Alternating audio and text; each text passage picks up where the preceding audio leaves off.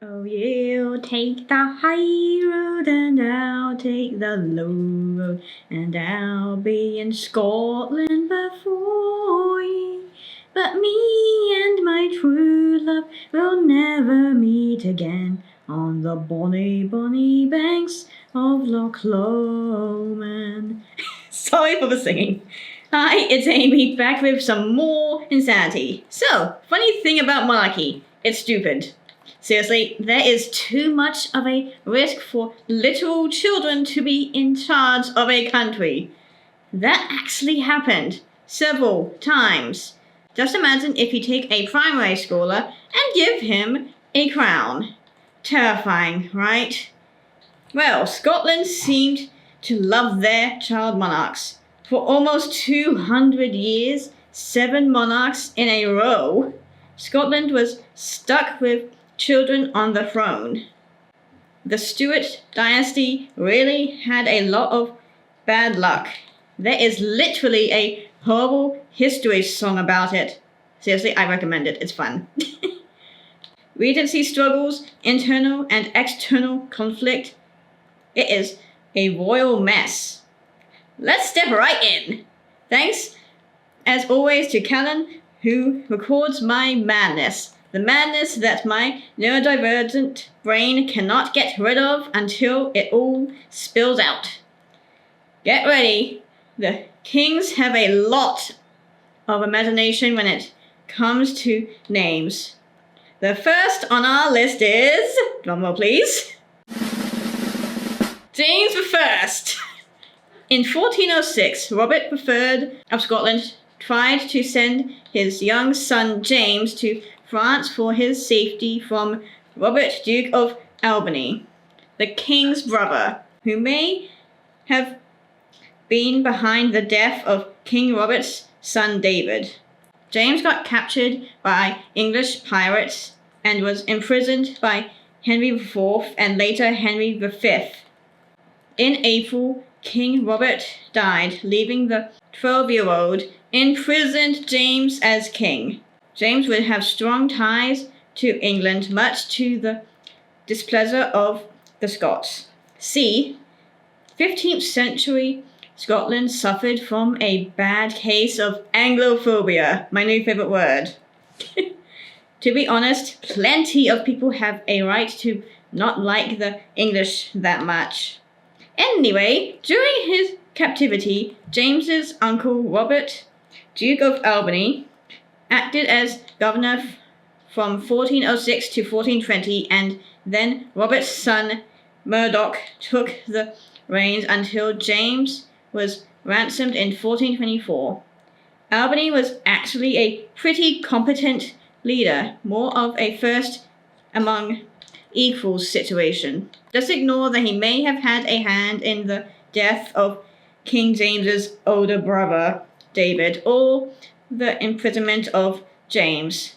In 1424, James was ransomed at the price of 10,000 currency, I'm not entirely sure what the currency was back then, a year, and 21 Scottish hostages. A day after his coronation, he apparently passed legislation that raised taxes and banned football. Wonder what got him so unpopular. A year later, James had a lot of the Albany cousins executed. The Lords thought that maybe James was a bit too vindictive with this move. I mean, Albany, his sons, one of his sons' father-in-law. The earldoms of Fife, Menteith, and Lennox were forfeited by the Albanese and their supporters and annexed to the royal patrimony, while control of the castles of Stirling and Dumbarton was reclaimed for the king.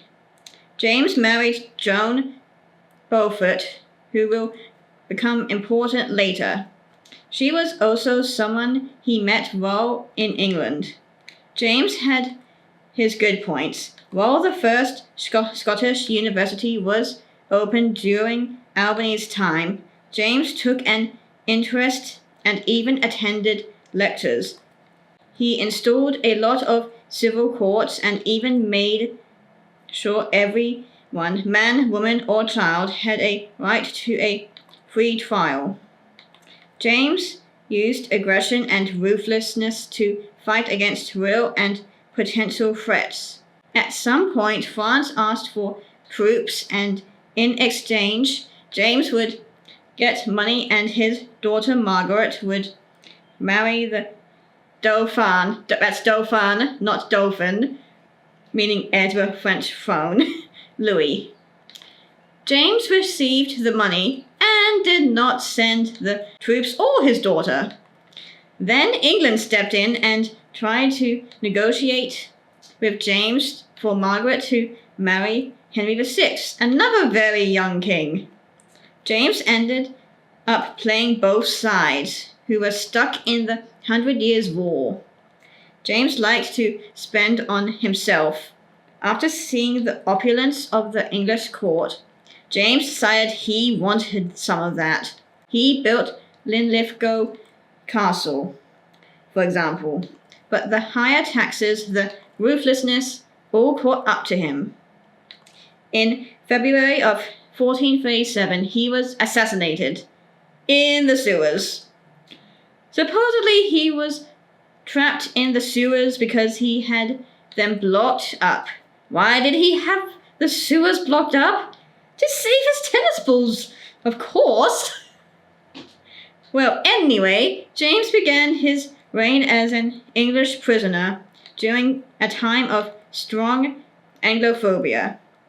He may have taken a lot of earldoms for his personal patrimony, but in the end, aggression, ruthless ruling, high taxes, and constant spending of those taxes led to him being so disliked he was literally assassinated while covered in filth. Making way for the next primary schooler on the list, drumroll please, James II. So after James I died via sewer assassins, sent of course by his uncle Walter, Earl of Atholl, Joan escaped with her son, the 6-year-old James II.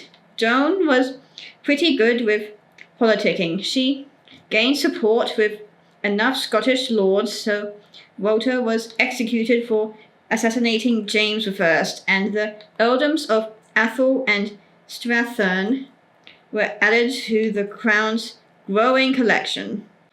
James's minority was plagued by conflict with Stirling Castle, its keeper being Alexander Livingston, and Edinburgh Castle, with William Crichton as its keeper. Because James was only 6, he needed a regent, and because James I did such a good job at decimating the Scottish nobility, there was no obvious candidate for regent. They could have asked Joan, but an English woman? Nah. So, into this power vacuum stepped Livingston and Crichton. Joan originally went to Edinburgh, got treated poorly, and fled to Stirling, who did the exact same thing. And then, while James was out riding, Crichton snatched him and took him back to Edinburgh. At this point, we are playing past the king. At this time, Edinburgh officially became the new capital of Scotland. Oh, and then there was the Black Dinner, which inspired a certain event in Game of Thrones. Basically, this 16-year-old William L. Douglas was one of the most powerful men in the country. Stirling and Edinburgh decided to put their feelings aside to deal with the threat of the dreaded high schooler. On 24th of November, 1440, William and his 12-year-old brother David were invited to dinner with a now 10-year-old James. Long story short, brothers get served a black boar's head, then taken outside to be executed. Meanwhile, poor James is getting a good helping of trauma. Sterling gave the Douglas titles to people who supported them. By the time James was ready to properly take the throne, he was just so done. He married Mary, the niece of the Duke of Burgundy. The Duke of Burgundy gave James a very normal present. A bloody big cannon called Mons Meg. In 1452, he had a dinner with the 8th Earl Douglas, where the king stabbed the man to death. To be fair, Walter Douglas did refuse to back out of an alliance with some other earls. After that came a 3-year conflict that ended with Earl James Douglas and many of the Douglases exiled. James added Moray and Ormond to his collection. It's like I'm witnessing Crusader Kings 3. If the goal of CK3 was to take land from your own vassals. So, James ruled aggressively with violent dominance. Though strangely, he was not assassinated like his father. Instead, something far more bizarre. You see, James decided to take advantage of England being stuck in the middle of the Wars of the Roses by trying to claim the Scottish castles under English rule. While sieging Roxburgh Castle, James was surveying his cannons. One of these cannons blew up, killing the king at only 29. Well, that was a thing that happened. This left his wife Mary of Guelders to finish the work along with being regent for their son, drumroll please, James III. James III was only 9 years old when he took the throne. His mother, Marie de Guise, was his regent. She was called guardian of the king's person, a fancy way of saying she had to do her job as a mother. She ruled alongside the community of the realm. However, Marie died suddenly at 28. James was kidnapped by Robert Lord Boyd, who had the king pardon him for the kidnapping, and Boyd forced James's 13-year-old sister to marry his own son. He negotiated a marriage with Margaret of Denmark. They married when James was 17 and Margaret was 13. This is not the worst age gap ever. Far from it. James and Margaret did not get along, but at least James was not known for having mistresses. That's at least a good thing. The King of Denmark didn't give the dowry, so James kept Orkney and Shetland. This completed the creation of modern Scotland. He spent lavishly, refused to travel around his own country, and promoted low-born favorites. James, you do know that not having a leash on your purse is what got your granddad James killed by sewer assassins. His brother John, Earl of Mar, supposedly died in the bath. Alexander, the Duke of Albany, and James's other brother escaped imprisonment and fled to England. He headed an English invasion force in 1482. The army had James locked in Edinburgh Castle. James was released. He made peace with both Richard III and later Henry VII of England. Next, he had to deal with his son. His eldest son, who was not Daddy's favorite, became the figurehead of the rebelling nobles. The forces met in June of 1488 at the Battle of the most Scottish name I have seen here, Sorcheburn. I can't pronounce words. I'm gonna say it's Sorcheburn, okay? James died in the rebellion. He supposedly found sanctuary in a mill, but when he asked for a priest, he was stabbed to death. And this makes way for the next monarch on our list. Drumroll. James IV. Crowned at 15. James had no official regent, but he allowed his counselors to govern for the first few years. James felt really bad for his role in the rebellion against his father. It's said he wore a heavy metal chain belt as penance for the rest of his life. Here's something strange. So, James III had 3 sons, with 2 names between them. First, there was James, the future James IV, and then there was another James, Daddy's favorite, and then John. Can you just imagine family dinner? Half the people there would be named James! He was a popular monarch who actually cared. James was a Renaissance king. He built a college. He personally performed experiments. He encouraged the eldest sons of landowners to have education.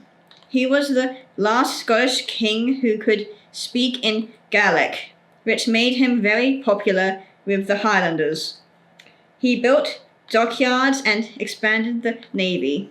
James IV was an acknowledged master of the arts of government.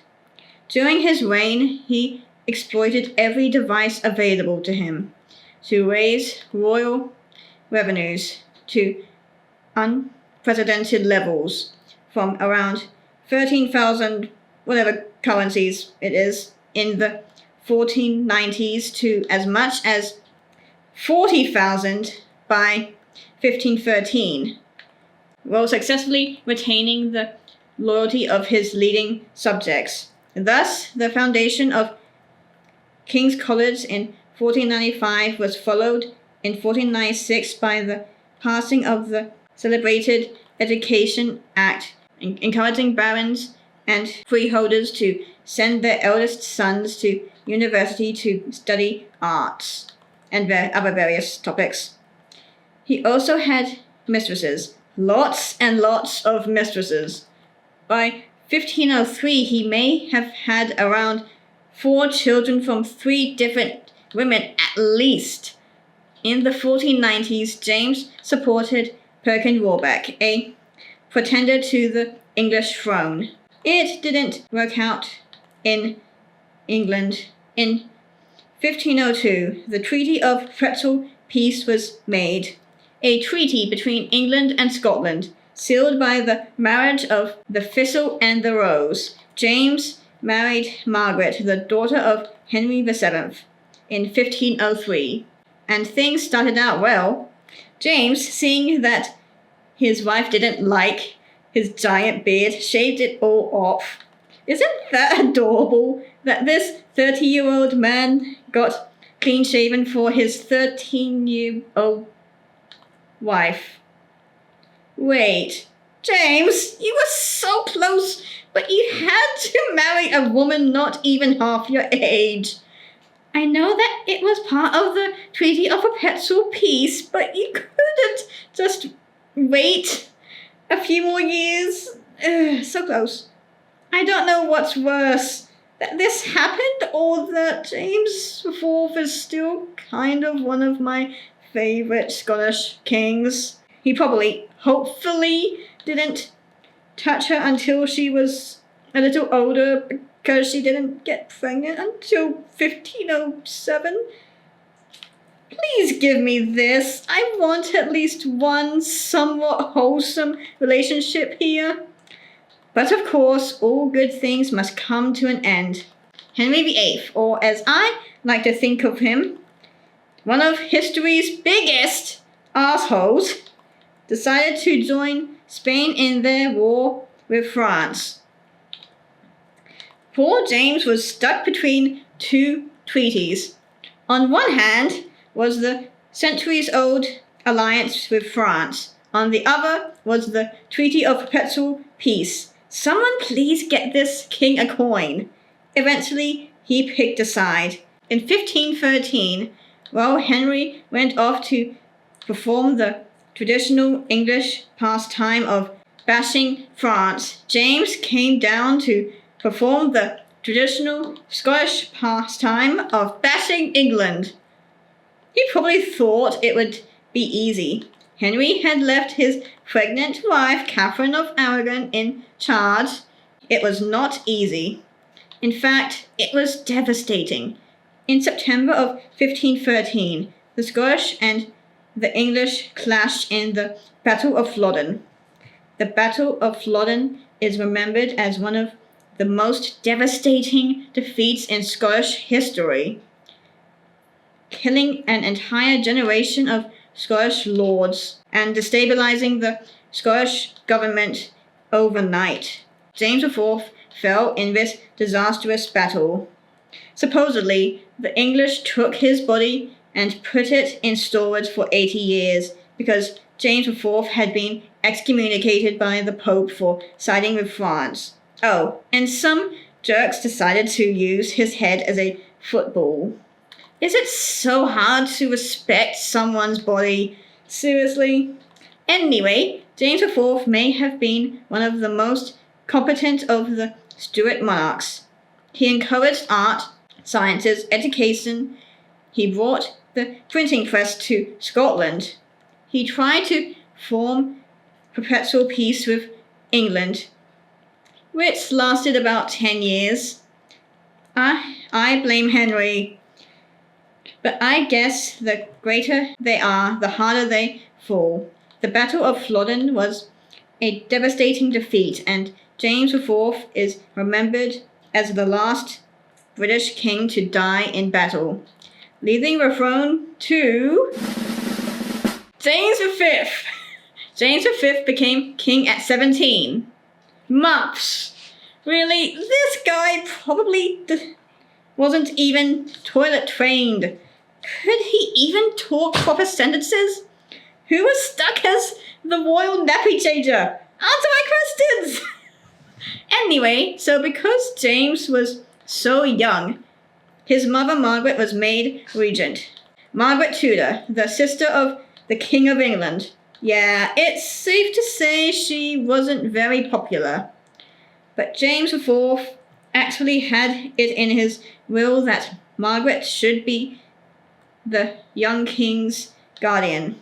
Unless, of course, she remarried. Margaret remarried in 1514, almost immediately voiding her right as guardian. Her second husband was Archibald Douglas, the Earl of Angus. That's a very Scottish name, do you think? Oh, those bloody Douglases are back! And then the Duke of Albany, James IV's cousin, shows up, taking custody of James V and forcing Margaret to flee to England. Great, now the Albanys are back. James is dealing with all the old foes, and he's not even in primary school. James's minority was full of conflict between his mother, the Douglases, and the Hamiltons. Margaret quickly realizes her mistake in marrying a bloody Douglas. She tries to get a divorce from Archibald. Oh, and Henry, Margaret's own brother, the one who literally split from the Catholic Church to get a divorce, chooses Archibald's side and tells Margaret she is wrong for wanting a divorce. I hate this guy. Anyway, James is held captive by his wicked stepfather, but at 16 he manages to escape and runs away to his mother in Stirling Castle. With James free, the Scottish lords rally around him. They kick Archibald out, and he and the entire Douglas family are exiled to England. James's actual adult reign is filled with architecture, relations with the Catholic Church, and babies. Lots and lots of babies. He had at least 9 illegitimate children from several mistresses. It's like he looked at the casualties of Flodden and was like, I have the perfect solution for this. I just need to go and get busy. Really, really busy. Just trying to repopulate Scotland. Single-handedly repopulate Scotland. Just sow a few wild oats and everything will be fine. He first married Madeline, a French princess, but she quickly died of tuberculosis. And then he married Marie de Guise. They had 2 sons in quick succession, but both died on the same day, one being 10 months and the other only being a few days. Meanwhile, Europe was going through this small little thing called the Reformation. England had been going through its own mess. The Pope got nervous that Scotland would go Protestant, while Henry VIII was scared that Scotland would join a Catholic alliance against him. And so in 1542, Scotland and England once again went to war. At this point, Margaret was dead, so James probably wasn't too fussed. James lost the Battle of Solway Moss and became ill. Just before he died, he received news of his child's birth. James V's reign was mostly spent under a regency, a very messy regency plagued by conflict and those bloody Douglases. His reign began because of conflict with England, and it ended because of conflict with England, leading into possibly one of the most famous Scottish monarchs, whose name was... If you guessed James, I am afraid you are wrong. Mostly because this next monarch was born without the dreaded Y chromosome. Mary, Queen of Scots. Mary started her life very rough. Only 6 days old when she became queen. Seriously, who was the royal nappy changer? I need to know! Her story is remarkable, plagued by religious conflict, fights with her own cousin Elizabeth I, and conflict with her own country. I will definitely discuss her in more detail in the future. So, after Mary was born, Henry VIII decided to try and arrange a marriage between the baby queen and his own son, Prince Edward. For all of you who are keeping up with the family tree, that does mean they were first cousins once removed. Scotland, of course, refused. So Henry started a series of raids called the Rough Wooing, which lasted long after Henry's death. Yes, I can stop talking about him! At the age of 5, Mary was sent to France to grow up with her betrothed, Francis, the heir to the throne of France. Yes, Francis, the King of France. He wasn't even the first. Oh, and funny little fact, Mary was followed to France by 4 companions. Their names were Mary, Mary, Mary, and Mary. That would have been a fun tea party. So, Mary, Queen Mary, grew up in the French court. She famously changed the spelling of her last name to the French version. Instead of spelling Stuart with an EW, she spelt it with a U. At 14 and 15, Francis and Mary married. They were soon crowned King and Queen of France. Oh, and the couple claimed to also be the rightful monarchs of England because Elizabeth was Protestant and the next Catholic in line of succession was Mary. But unfortunately, Francis soon died of an ear infection. Mary returned to Scotland, but the country she had left was changed. Protestantism had taken its hold, and Mary was proudly Catholic. This did not make her very popular in Scotland. Mary married Henry Stuart, Lord Darnley. Okay, so Henry's mother was Margaret Douglas, the daughter of Archibald Douglas and Margaret Tudor. So that would make Mary and Henry first cousins. Honestly, why can't these royals go on Tinder like normal people instead of waiting for the next family reunion to get a date? Well, their marriage did not end well.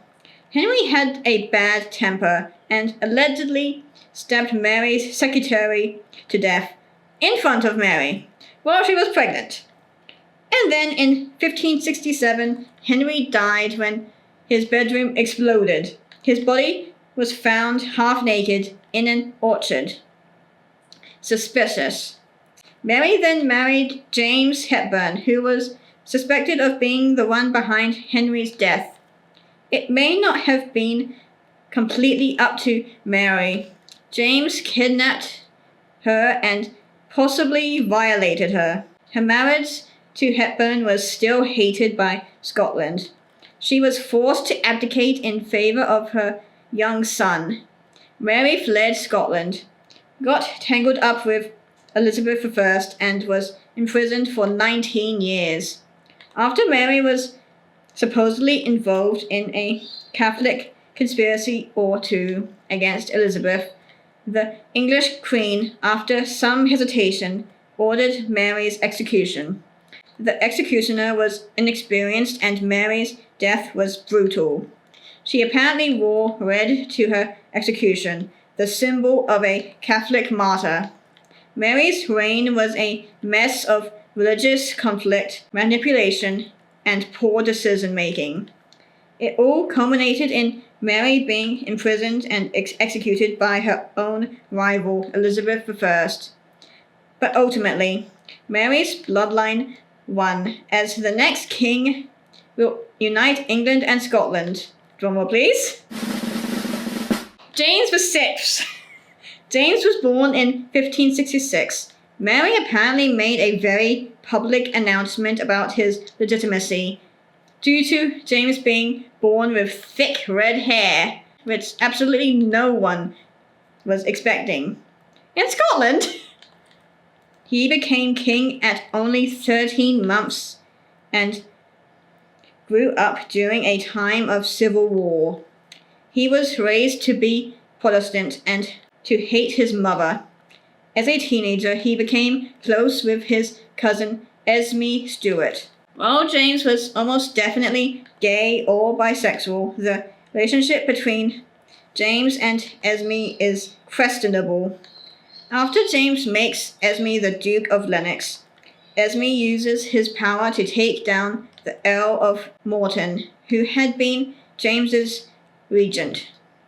Esme accused Morton of having a hand in the death of James's father, Lord Darnley, and Morton even admitted to discussing killing Darnley with others, but never actually participating in the actual death. Morton was executed with the use of this thing called a maiden, a precursor to the guillotine. Morton had actually introduced this thing to Scotland. The Scottish nobles, really not liking Esme, kidnapped James and made him sign a proclamation which intended to force Esme back to France immediately. Esme died a year later. James married Anne, a princess of Denmark. Apparently, as Anne was sailing over, her boat got blown away by a storm, and James went off to save her. She was also 14 at the time. James was about 23. Because we can't have wholesomeness here. Wholesomeness does not exist. They got blown in more storms, which James blamed on witchcraft. In 1597, he published a tract on demonology. He blamed everything on witches. His tract led to a satanic panic in Scotland. His hatred of riches is what led to Shakespeare making Macbeth, allegedly. The only memorial for all these rich trials was a well built where they used to burn them. In 1603, James became King James I of England. He wanted a union of love between two countries that hated each other. We needed a lot of therapy. The English Catholics were hopeful. His mother, Mary, was a martyr, but James was not what they hoped for. So they began plotting.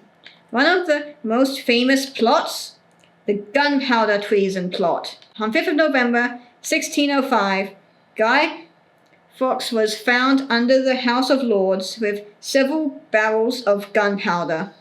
To this day, November the 5th is remembered for the plot. I remember it as my brother's birthday. James lived to quite an old age. He died in 1625 with thankfully an adult son. And so ends the line of child monarchs because one king actually managed to survive long enough. So, what have we seen? All but one of these crazy people got kidnapped at some point. Regency leads to instability. The Scottish kings needed to learn how to handle their tempers, respect their people, and maybe at least try to resist the urge to start a war with England, even if you're trying to kick Henry VIII's ass. But seriously, if I had an army and a badass accent, I would probably just kick his ass. But regardless of the conflict, Scotland still survived and the Stuarts kept coming back with the tumultuous minorities, internal and external conflicts, triumphs and failures. Scotland shows us the many ups and downs from having a literal child on the throne. Thanks for listening, and remember, don't trust a bloody Douglas, be kind to your people, and cannons go boom!